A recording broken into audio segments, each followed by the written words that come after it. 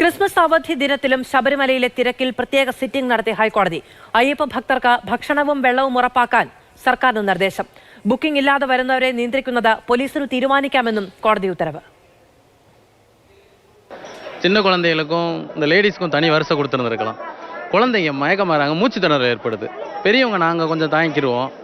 சின்ன குழந்தைங்க பாவம் ரொம்ப കഷ്ടപ്പെടുறாங்க.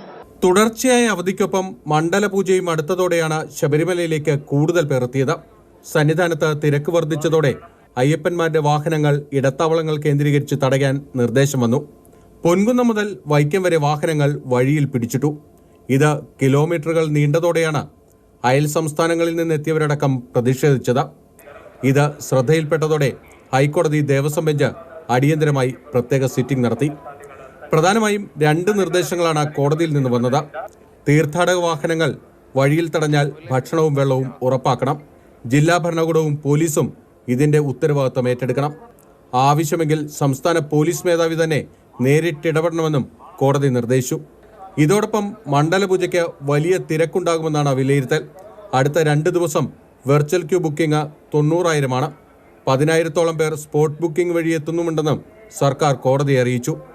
ഒരു ബുക്കിംഗുമില്ലാതെ 20,000-ഓളം പേരും എത്തുന്നുണ്ട്. ഇതാണ് വലിയ പ്രശ്നമെന്നും സർക്കാർ കോടതിയുടെ ശ്രദ്ധയിൽപ്പെടുത്തി.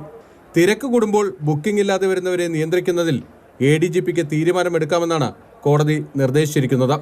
27-നാണ് മണ്ഡലപൂജ. നാളെ തിരക്ക് ഇനിയും കൂടും.